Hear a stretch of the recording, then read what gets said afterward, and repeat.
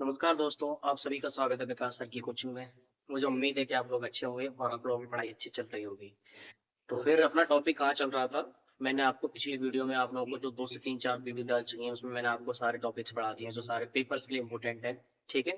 जैसे मैंने आपको यूज़ ऑफ सो दैट पढ़ा दिया है, यूज़ ऑफ टू टू पढ़ा दिया है, सो दैट के स्थान पर टू टू का पढ़ा दिया है, टू टू के स्थान पर सो दैट का पढ़ा दिया है ना? ये सारे टॉपिक्स इम्पोर्टेंट हैं हमारे, ठीक? इसी प्रकार मैंने पिछली वीडियो में लास्ट वीडियो में पढ़ाया था यूज़ ऑफ अ, पिछली वीडियो में पढ़ाया था मैंने आपका यूज़ ऑफ टू टू के स्थान पर सो दैट का यूज़ सिखाया था मैंने, है ना? और मैंने बताया था उस लास्ट की वीडियो में बताया था आप लोगों को कि मैं लेकर आ रहा हूँ यूज़ ऑफ अनलेस। क्या लेकर आ रहा हूँ? यूज़ ऑफ अनलेस, जो कि पेपर्स में बहुत ज़्यादा पूछते हैं यूज़ ऑफ अनलेस, ठीक है? जी, तो अनलेस के बारे में थोड़ी-सी इन्फॉर्मेशन क्वेश्चन कैसे बनता है? क्वेश्चन बनता है आपका अनलेस के स्थान पर इफ के स्थान पर अनलेस का यूज़ और अनलेस के स्थान पर इफ का यूज़। तो दोनों तरीके से क्वेश्चन बनता है इसका, ठीक है दोस्तों? तो अपन आज जानते हैं, टॉपिक पर आते हैं सीधे। क्या लिखा है यहाँ पे? Use of unless. I am unless के बारे में समझेंगे और इससे क्वेश्चन बनता है आपका इफ के स्थान पर अनलेस का यूज। 1 नंबर का पक्का आता है, हर साल आता है पेपर में दोस्तों, ठीक है? तो फिर स्टार्ट करते हैं। यहाँ पे क्या लिखा है? अनलेस का हिंदी अर्थ क्या होता है दोस्तों? यदि नहीं होता है। क्या होता है? अनलेस का हिंदी अर्थ यदि नहीं होता है, ठीक है? फिर क्या लिखा है? यह कंडीशन शर्त का बोध कराता है। मतलब इसमें कंडीशन होती है, जब भी अनलेस का यूज होता है तो इसमें कंडीशन होती है अपनी, ठीक है? अनलेस अपने आप में क्या होता है? अनलेस अपने आप में क्या होता है? एक नेगेटिव मीनिंग रखता है, ठीक है? अपने आप में नेगेटिव होता है। इसके साथ हम क्या करते हैं? कभी नॉट का यूज नहीं करेंगे। क्या नहीं करेंगे? इसके साथ नॉट का यूज नहीं करते हैं। इसका यूज है ना, दो सेंटेंस को जोड़ने के लिए करते हैं। दो सेंटेंस को कनेक्ट करने के लिए हम क्या करते हैं? अनलेस का यूज करते हैं, ठीक? ये तो अनलेस के बारे में बेसिक सी जानकारी होगी। एक नोट लिखा है मैंने, इसमें नोट में क्या लिखा है देखते हैं। क्या लिखा है? अनलेस वाला सेंटेंस हमेशा कैसा बनेगा आपका? अफर्मेटिव बनेगा। जब भी आपको अनलेस वाला सेंटेंस बनाना हो तो हमेशा ध्यान रखना, अनलेस वाला सेंटेंस क्या बनाएंगे? अफर्मेटिव बनाएंगे।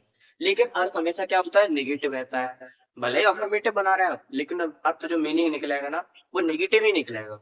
क्या निकलेगा? नेगेटिव निकलेगा। और दूसरा वाक्य अर्थ के अनुसार, मतलब कहने का अर्थ है जो अनलेस का दूसरा सेंटेंस होगा, जो अपन होगा ना वहाँ पे है ना आपका नेगेटिव और अफर्मेटिव दोनों मीनिंग निकल सकते हैं आपके। अफर्मेटिव भी और नेगेटिव दोनों मीनिंग निकल सकते हैं आपके, ठीक है दोस्तों? दोनों में से कोई भी हो सकता है, ठीक? अब यहाँ पे क्वेश्चन बनता कैसे वो बहुत जरूरी है दोस्तों। क्वेश्चन बनता है use of unless in place of if. किससे बनता है? Use of unless in place of if के नाम से बनता है क्वेश्चन। ऐसे आपको लिखा मिलेगा डिट्टो, ठीक? या हिंदी में सीधा सीधा बोले हम, इफ के स्थान पर अनलेस का प्रयोग, ठीक? ये कुछ पॉइंट्स लिखे मैंने, बहुत सिंपल सिंपल पॉइंट्स लिखे। इन पॉइंट्स को आप पढ़ेंगे अच्छे से और सीखेंगे कि सर इफ के स्थान पर अनलेस का यूज कैसे करते हैं, ठीक? तो यहाँ पे सबसे पहला पॉइंट क्या कह रहा है? सबसे पहले इफ वाले वाक्य में इफ के स्थान पर हम किसका यूज करेंगे? अनलेस का करेंगे। सर हमें क्या समझ में आया सर? सर हमें समझ में आया कि सर इफ के स्थान पर किसका यूज करेंगे? अनलेस का। मतलब इफ को हटा देंगे, क्या लगाएंगे? अनलेस। फिर क्या लिखा? यदि इफ वाले वाक्य में डू नॉट डोंट आता है तो डू नॉट को हटा देते हैं। कहने का अर्थ है, यदि इफ वाला सेंटेंस आपका इफ वाले सेंटेंस में आपका डू नॉट आता है तो क्या करेंगे? हम डू नॉट को हटा देते हैं।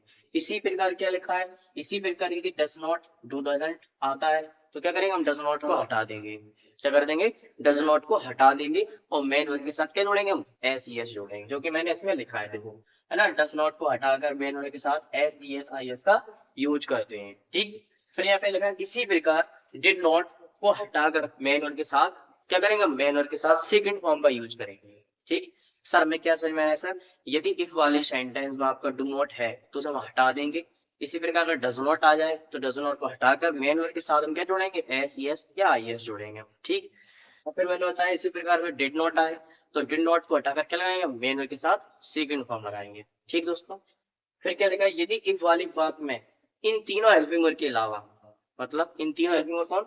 डू नॉट के अलावा, डज नॉट के अलावा, है ना, डिड नॉट के अलावा कोई दूसरी हेल्पिंग वर्ब आ जाए, है ना, कोई अन्य हेल्पिंग वर्ब जैसे आपके इज आर एम है, वाज वर है, हैड हैज हैव है, अगर कोई और हेल्पिंग वर्ब आती है ना तो हम क्या करेंगे? है ना, कोई और हेल्पिंग वर्ब और कोई और हेल्पिंग वर्ब का यूज होता है तो हम उसी हेल्पिंग वर्ब का क्या करेंगे? यूज करेंगे। मतलब उन्हें हम हटाएंगे नहीं, ठीक है? इज आर एम को नहीं हटाएंगे, वॉज वर को नहीं हटाएंगे। अगर इनमें इज नॉट होगा तो नॉट को हम हटा देते हैं, बस केवल इज रहेगी। कुल मिला के आपको क्या समझ में आया सर? कि अनलेस वाला सेंटेंस हमें क्या बनाना पड़ेगा? अफर्मेटिव बनाना पड़ेगा। तो इज नॉट होगा तो नॉट तो हट जाएगा ना, तो कौन बचा फिर? इज बचा हुआ, तो इज लिखेंगे हम। इसी प्रकार कोई भी हेल्पिंग वर्ब आपकी is are am was were, उनके साथ में नॉट लगा तो नॉट तो हटा देंगे, लेकिन वो हेल्पिंग वर्ब जरूर लिखेंगे हम लोग। ठीक, फिर क्या लिखा हमें, ये लास्ट वाला पॉइंट बहुत इंपॉर्टेंट है दोस्तों। यदि इफ वाला वाक्य सिंपल है तो दूसरे वाक्य में क्या करेंगे, नॉट जोड़ देते हैं। यदि आपका इफ वाला सेंटेंस अफर्मेटिव है तो दूसरा सेंटेंस जब बनाएंगे अनलेस का दूसरा सेंटेंस होगा ना, उसमें क्या करेंगे हम, नॉट जोड़ेंगे। क्या जोड़ेंगे, नॉट। पर एक कंडीशन होनी चाहिए दोस्तों, नॉट हम तभी जोड़ेंगे, है ना, लेकिन वाक्य में फेल शब्द नहीं होना चाहिए। क्या नहीं होना चाहिए, फेल शब्द। अगर वाक्य में फेल शब्द है तो आप नॉट नहीं जोड़ोगे, ठीक है।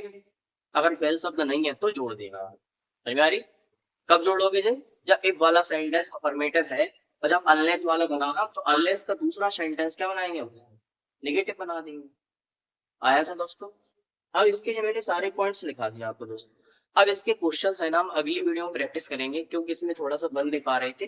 तो अगली वीडियो में क्वेश्चंस लेके आएंगे इसके बहुत सारे 8 से 10 क्वेश्चंस, तो आपको क्वेश्चन सॉल्व कराएंगे, ठीक है दोस्तों। तो फिर मिलते हैं आपको अगली वीडियो में, और बने रहिए विकास सर की कोचिंग के साथ, और हमारा साथ दीजिए, और अपने नंबर्स को अच्छे कीजिए, और बेहतर से बेहतर तैयारी कीजिए। फिर मिलते हैं आपको अगली वीडियो में।